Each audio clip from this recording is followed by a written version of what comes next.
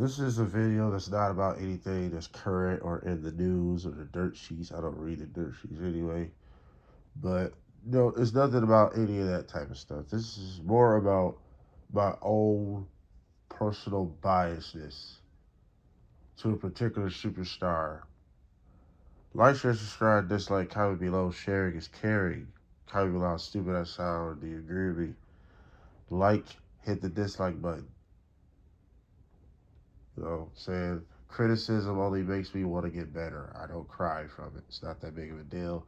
Everybody's entitled to their opinions. Hey, pat yourself on the back. Be glad you're here. You're doing well. All right? You're doing well. Come pat yourself on the back right now.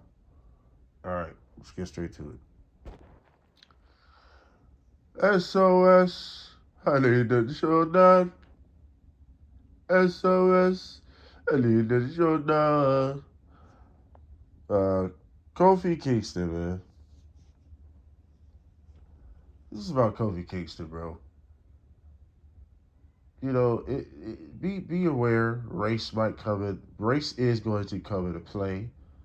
Although it's not going to be about the whole story about race. It's more just a question. I'm gonna ask that now. Why Kofi Kingston couldn't stay in the world title picture? I try to give you a couple seconds to really think about that because I just don't know. A lot of people, we're just docile to it. We're just like, oh well, Kofi's back in tag teams with the New Day and da da da da. It's the motherfucking DOWG Snoop Dogg. We just rambling about nothing, right? So we don't think of it that way. We just like, oh okay. But I had to think like, bro, why he couldn't stay in the world title picture? Kofi has been loyal to this company 10 plus. Kofi has always been over pretty much. We gonna deny that? Pretty much everybody has always liked Kofi Kingston.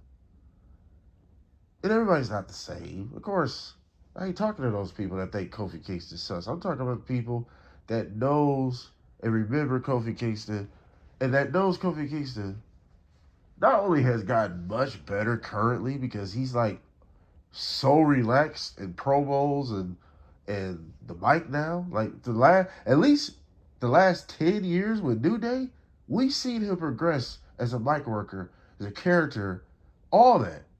Because hell, he back in the day was what AEW in-ring is today. You know what I'm saying? He was a spectacular, very, very spectacular, gifted athlete.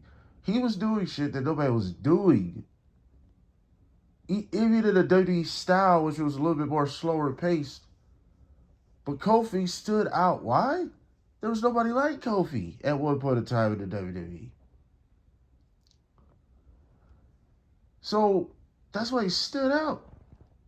What made people like him? He wins the WWE. Let's fast forward. He wins the WWE Championship. Or you know what? Let's rewind. This man has won pretty much everything. Except Money in Bank and Royal Rumble. Elimination Chamber. Which Elimination Chamber don't mean anything if we're going to be real. Well, no, it's an over contendership. So anyway. But he gets the WWE Championship. Now we fast forward to the future. Well, not future. You get what I'm saying. Loses about 9 seconds. Shocking. That was SmackDown's debut on Fox. So they wanted to do something big. Brock is the bigger star. I get it. But Kofi couldn't get a rematch or want revenge or anything. He just was silenced like he was a black activist that's talking too much. He was silenced and thrown to the gutter. And I'm just like, what was that about? If anybody say it was his age, that's bullshit. If you bring it up, because Kofi's 43 now, like 43, 44 now. And I always say, if people say bring up his age on an argument why Kofi isn't in the world title picture today, well, You want LA Knight to be in the world title picture. He's 43 as we speak. So stop. So stop. You are used to what I've already came accustomed to now for years. Okay? The black men are not subjected to great things as much as everybody else. It's always going to be that way. We're always going to reach a certain level. We're always going to have a glass ceiling. It's always going to be like that. It is always going to be like that long as those ideologies still exist within that building, in those offices, in Gorilla. Bruce Richards, the Michael Hayeses, the Triple H's, and whoever else that thinks like them when it comes to the black man. Because Royce Keys is a ghost. But Danhausen isn't. Who looks actually more like a wrestler, Danhausen or Powerhouse Hobbs, aka Royce Keys? Now, let's get back to Kofi. Kofi is a former WWE champion. About 6-5 months he held it.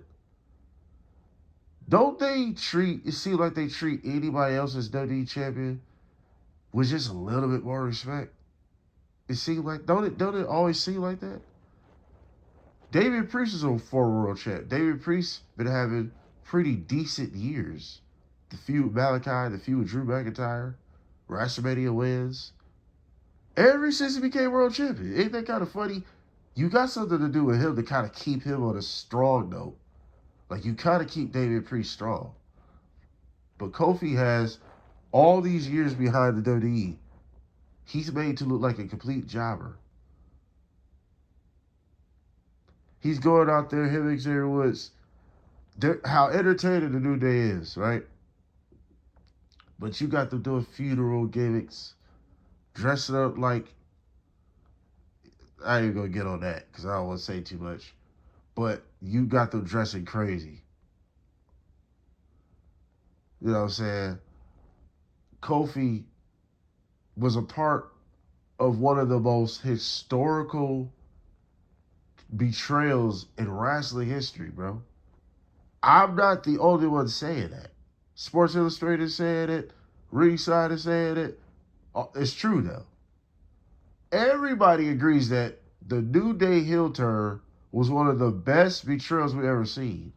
It wasn't a regular one. Because we could not figure out. We thought Kofi and Xavier was going to go at it. Because they were already going at it months prior. Finally, we get it.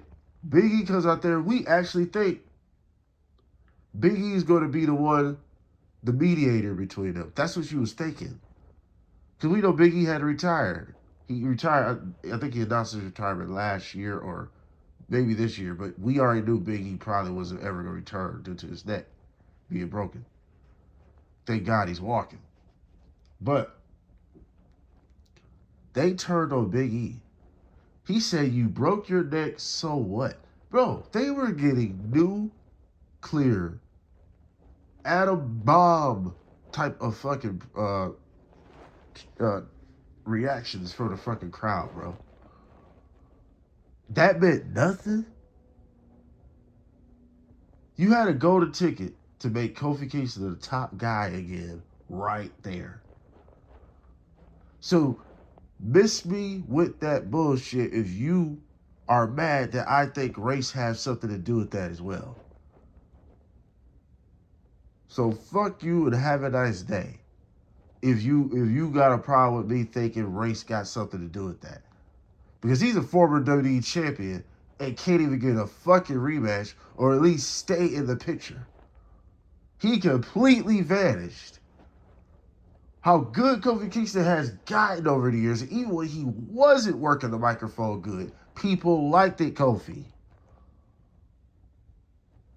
But he will be forever suggested to being a catering god, a jobber king. Stop that shit, bro. Stop that shit, man. Kofi Kingston is better than most people in today's roster, my nigga. You talking about? He was a Royal Rumble highlight. Come on, like, it's just like, I don't understand how this dude couldn't stay at least in the world title picture. He can't win the world title at least? Kofi don't belong in no fucking mid-card. He graduated from that. When the nigga first came, he was feuding Randy. People already gravitated towards him. He felt like a Rey Mysterio type guy. Why? Because he was one of the only smallest guys in the WWE at the time. He proved that he could be a great babyface. He has proven he could be a great heel. You remember how annoying the New Day was at the beginning? When they were heels? That's what got them face, because they were so entertaining. You think it was just Big E? While that was basically the narrative? Oh, Big E, since Big E left, y'all ain't really got nothing to offer. That's bullshit. How good Xavier was as a talker. And he's in great shape. But Xavier Woods can't even be at least an upper mid-card guy. At least Kofi can't be an upper mid-card guy, but he can win the world title. Man, get the fuck out of here. If Jey Uso can win a world title, I don't understand how Xavier Woods can't. I really don't understand how. So stop it. Stop it, bro. Stop that shit, bro. Kofi deserves so much better. Kofi deserves so... I feel like Kofi should be at least in the world title picture. Instead of suggesting to backstage segments getting cursed. Well, he's already cursed. For being a nigga.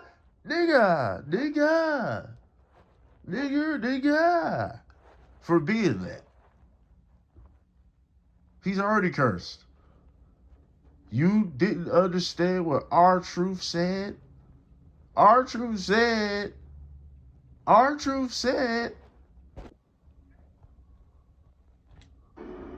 You know, Jim Ross and Bruce Pritchard were the only two guys in this sport that ever told me that wrestling is still a white man's sport. Really? Yes. Well, how did they even bring that up in conversation to you? Well, Jim brought up in conversation when I was going to sign the developmental contract with him. And it was like, well, you know, wrestling still is pretty much a white man's sport, you know.